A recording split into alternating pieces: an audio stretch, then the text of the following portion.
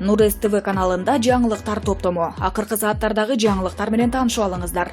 Биздин каналга жазылып, видеого лайк басып, жаңылыктар менен өз убагында кабардар болуп туруңуздар. Жогорку кеңештин депутаты Жанар Акаев Экономист Кейжи сайтынын жазган кабарына жооп кайтарды.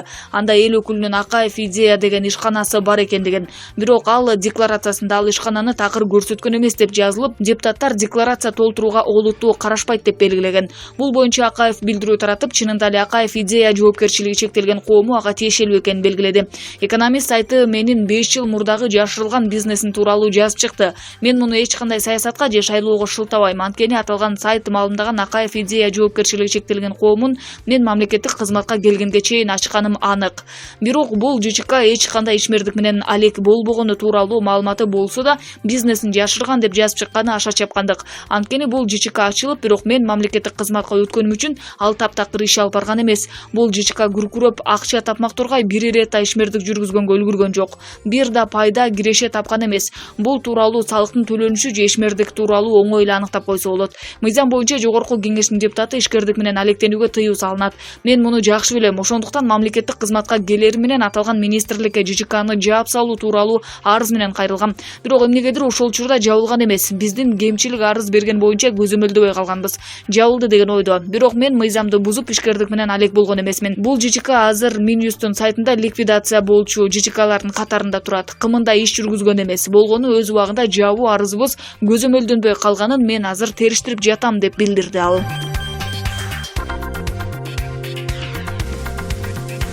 Кыргызстандын тегирменчилер коомунун жетекчиси Рустам Жунушев ун мафиясы деген видеого байланыштуу жогорку кеңештин экс депутаты Ширин Айтматованы дебатка чакырды.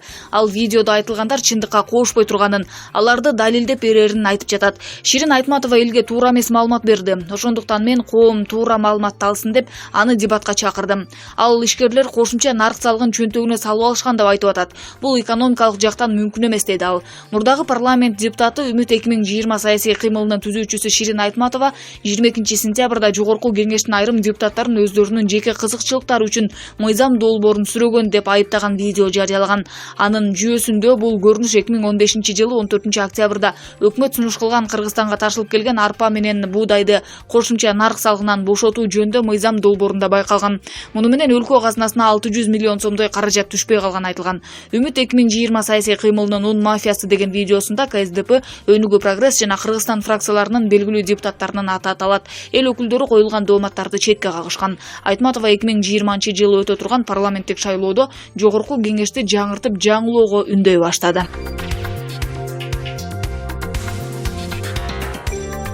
Орусиялык журналист Малахов бизди шылдыңдады деген кыргызстандыктар анын кыргыз элинен кечирим сурашын талап кылышууда. Аны социалдык тармактарда Малахов деген хэштег менен бөлүшүүдө. Айрымдар Малаховдун Instagram баракчасына да кечирим сурашын жазып билдирүү калтырышууда. Эске салсак, 24 сентябрда Россия 1 каналы Андрей Малаховдун прямой эфир көрсөтүүсү чыгып, ал көрсөтүү миллиардер Александр Маруговдун уулу Владимирдин жол кырсыгынан каза болгонун арналды. Бул жол кырсыгына Исламбек Акбаров аттуу кыргызстандык таксист күнөөлөнүп жатат. Владимир Маругов 2019 жылы 8 июлда Москва шаарынын көчөсүндө мотоцикл айдап баратып, Исламбек Акбаров башкарып бараткан такси унаасын сүзүп каза болгон. Көрсөтүүнүн алып баруучусу Андрей Малахов талкуу учурунда бул жол кырсыгы кокустук эмес, буйртма киши өлтүрүү болушу мүмкүн экендигин айтты. Анын версиясын студиянын айрым коноктору кубаттап кетишти. Ал эми маркумдун апасы Татьяна Маругова муну колдобой, кокустук экенин айтса да, көрсөтүүнүн коноктору аны ишендирүүгө аракет кылышты. Ал эми Малахов өзү болсо көрсөтүүнүн конокторун кыргызстандык таксист тарапка ачык эле көкүтүп баштады. Рулда 20 жаштагы Бокмурун болгон. Ал башка өлкөдөн келип алып, 2 ай таксиде иштеген. Ага 100 000 доллар берсең, ал акчаң аны бүт үй бүлөсүн, бүт айылды, тууган уругун бактылуу кылат. 10 долларлык айлык алган алар өмүрүнүн аягына чейин мынча акча таба алышпайт дейт Малахов. Эксперттер да Малахов тарапка өтүп алышып, Кыргызстандын Орусиядагы элчилигинин юристи менен Акбаровдун жактоочусуна сөз бербөөгө аракет кылышты. Булак Назар News KG.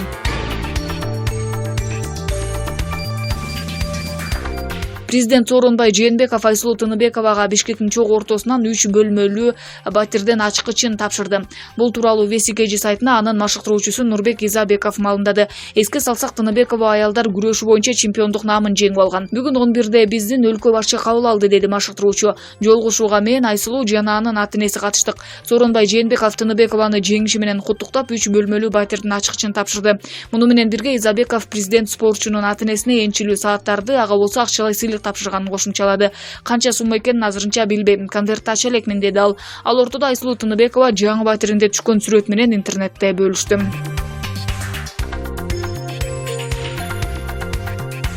Кыргызстандык мушкер Валентина Шевченко UFC уюмунун мыкты мушкерлеринин жаңыланган рейтингинде бир сапка жогорулады.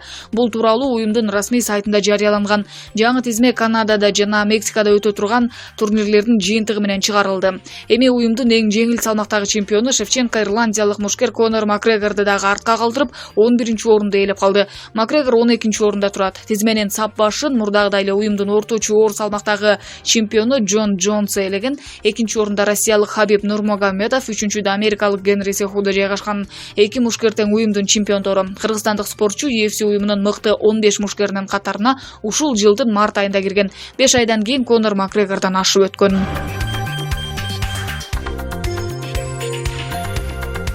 Ош базарындагы Берекет Жау акционердик коомунун соодагерлери бүгүн 25 сентябрда мэр менен жолугушуусунда базарга электр энергиясын кайрадан туташтырып берүү талабы да коюлду. Мэр нааразычылык акциянын катышуучуларынын талабын 10 күн ичинде чечип берүүнү Түндүк электронун өкүлүнө тапшырды.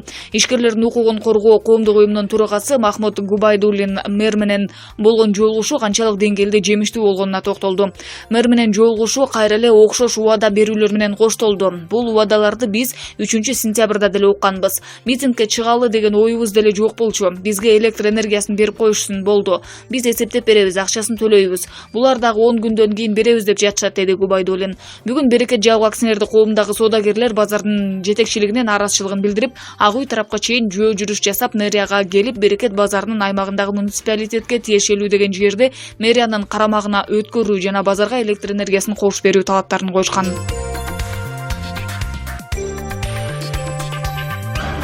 Жогорку кеңештин спикери Дастан Жумабековдун Евразия өлкөлөрүнүн парламент спикерлеринин 4-отурумунда орусча араң сүйлөгөн сөзү кыргызстандыктарды кыжырдантты. Белгилей кетсек, иш-чарада спикер колундагы даяр текстти кагаздан окуп берген. Учурда социалдык тармактарда кызуу талкууга алынып жаткан спикердин сөзү боюнча пикирин Кыргыз Республикасынын президентинин алдындагы Мамлекеттик башкаруу академиясынын ректору Алмазбек Ахматалиев дагы билдирди. Эмнеге эл аралык конференция, симпозиумдарда биз орус тилинде сүйлөйбүз деген суроо туулду менде. Кыргыз тилинде сүйлөсөк эмне болот? Бизди бирөө чет тилде сүйлө деп мажбурлап жатабы?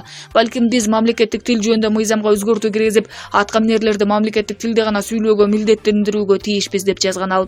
Өз кезегинде саясаттануучу мурдагы дипломат Март Сариев Весикежи сайтына берген маегинде уят болгон жогорку кеңештин спикери кыргыз тилинде деле сүйлөй алмак, бирок анда көп чыгым кетип калмак дейт. Кыргызстандык аткаминерлер эл аралык ареналарда мамлекеттик тилде деле сүйлөй алышат, бирок котормочулар менен көйгөй бар деп түшүндүрдү эксперт. Башкача айтканда, ал өлкөгө адисти алып баруу керек. КМШнын алкагындагы мындай иш-чараларда бардыгы ошондуктан орус тилинде сүйлөгөнгө аракет кылышат. Бириккен Улуттар уюмунун конференцияларынын жана башка ири отурумдарда бардыгы улуттук тилде сүйлөшөт.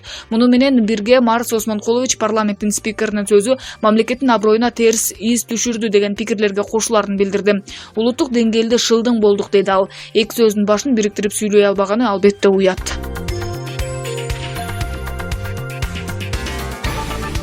Өзгөн районуна караштуу Мырзааке айылындагы Разаков атындагы жатак мектептен 12 сентябрда чыгып кеткен 15 жаштагы Нурдан Райымжанова бүгүнкү күнгө чейин дайынсыз. Апасы Миясархан Байбубаеванын айтымында кызынын дайынсыз жоголгонуна 13 күн болсо да тарбиячылар милиция кызматкерлери тарабынан эми гана суралып жатат. Буга чейин Миясархан Байбубаева Кыргызстанга 18 сентябрда учуп келерин айткан.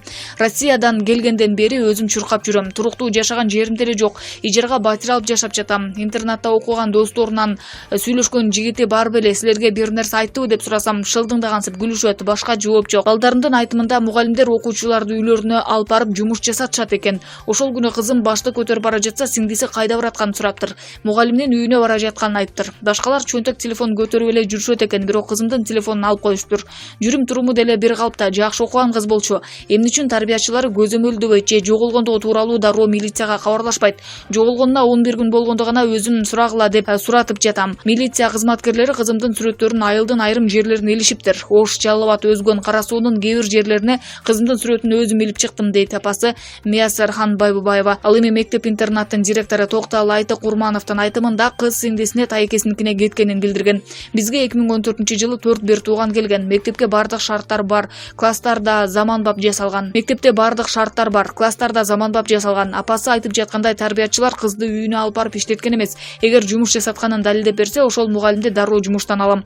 Бир гана Нурдананын эмес, анын классындагы 19 окуучунун ичинен 7-өсүнүн телефонун алып койшкан. Себеби окууга жолтоо болот. Класстарга интернет улаштырылып, телефон колдонууга зарылчылык жок деп ойлогонбуз. Мен эмгек өргүүгө чыкканыма карабай жумушка келип жаткам. 13-14 сентябрь күндөрү жеке иштерим менен жүргөм. Ал күндөр дем алыш болчу. Нурдана 13 сентябрь күнү сабактары бүткөндөн кийин башын жууп, жасанып алып чыгып кеткен.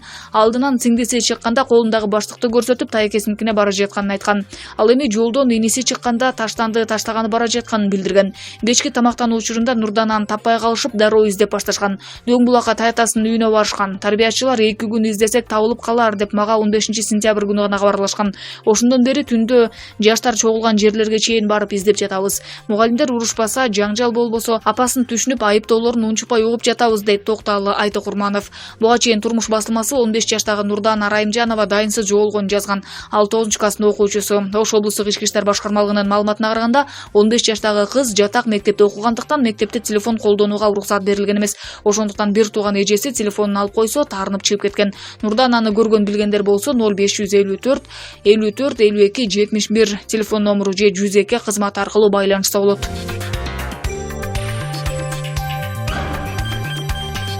Казакстандын Нур-Султан шаарындагы Евразия өлкөлөрүнүн парламент спикерлеринин 4-чү отуруму өттү.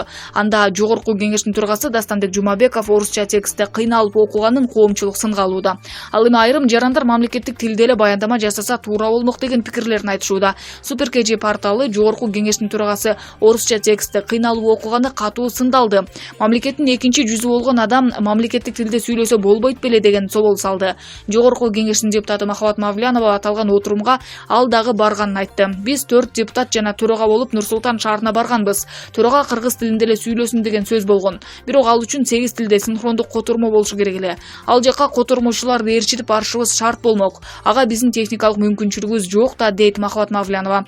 Жогорку кеңештин депутаты Улукбек Ормонов орус тилинде туура эмес сүйлөсө баса калган туура эмес деген ойдо. Түрк парламенттер аралык ассамблеянын жыйынында мамлекеттик тилде сүйлөгөн жакшы.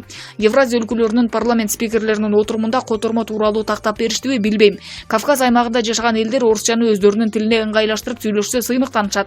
Биз болсо кыйкырып баса калып жатабыз. Ар бир киши орус тилинде так сүйлөшү керек деген талап жок. Мамлекеттик чоң кызматтагылар биринчи кезекте кыргыз тилинде так сүйлөшү керек. Андан кийин орус тилинде, англис тилинде сүйлөсө болот, дейт Ормонов. Жогорку кеңештин депутаты Бактыбек Турусбеков спикер Евразия өлкөлөрүнүн парламент спикерлеринин 4-чү отурумунда мамлекеттик тилде сүйлөсө болот эле деген пикирде. Төрага отурумда кыргыз тилинде сүйлөсө болот. Өздөрү кыргыз тилинде сүйлөйбүз деп чечишсе, мамлекеттик тилде сүйлөй берсе болмок. Казакстанда эмес, АКШга, Орусияга барып деле кыргызча сүйлөсө болот, дейт Бактыбек Турусбеков. Жогорку кеңештин депутаты Искандер Гайыпкулов бул нерсени талкууга алган туура эместигин айтты. Башка тилди билген киши кыргыз тилин билбей калса эч нерсе деп айтпайбыз. Ал эми кыргыз тилин билип, башка тилди билбей калса талкуулап сындайбыз. Бул туура эмес. Төрага мамлекеттик тилде бардык жерде сүйлөсө болот. Спикерди жогорку кеңештин депутаттары шайлайт да. Аны орус тилин билет же билбейт деп шайлабайт да. Бирок ошол эле учурда жогорку кызматта отурган киши сүйлөөнүн алдында албетте даярданышы керек, дейт Гайыпкулов. Жогорку кеңештин депутаты Турбай Зулпукаров билдиргендей, кыргыз жаранын орус тилинде туура эмес сүйлөдү деп сындаган болбойт. Кыргыз улутундагы жарандар өзүнүн эне тилинде гана сүйлөгөнгө милдеттүү. Башка тилде туура эмес сүйлөп койсо сындаган болбойт. Эл аралык тилдер бар, ага орус тили кирет. Евразия өлкөлөрүнүн парламент спикерлеринин 4-чү отурумунда эл аралык тилде сүйлөө керек деген талап болушу мүмкүн. Ошондуктан төрага орус тилинде сүйлөсө керек, дейт Зулпукаров. Жогорку кеңештин депутаты Сайдулла Нышановдун айтымында, ар дайым кыргызча сүйлөп жүргөн адам орус тилинде текст даярдаганда тили бир топ кайрылбай кыйналат. Мен эл аралык конференцияларга көп катышам. Ал жерде кыргызчадан башка тилдерге котормо жок болгондуктан мамлекеттик тилде сүйлөгөнгө мүмкүнчүлүк болбойт. Ар дайым кыргызча сүйлөп жүргөн адам орус тилинде текст даярдаганда тили бир топ кайрылбай кыйналат. Бул жерде биринчи күнү ал жака кошо барган аппараттын кызматкерлеринде кыргыз тилдүү баяндамачыларды аппарат кызматкерлери даярдашы керек. Баяндаманы 10 сыйра окуганда жакшы болмок. Бул кийинкиге сабак болот. Бала бакчада, мектепте 100% кыргыз тилинде окуган адам атайын даярдыгы жок башка тилде баяндама жасаганы оор болуп калат, дейт Нышанов. Нур СТВ каналында жаңылыктар топтому. Акыркы сааттардагы жаңылыктар менен таанышып алыңыздар. Биздин каналга жазылып, видеого лайк басып, жаңылыктар менен өз убагында кабардар болуп туруңуздар.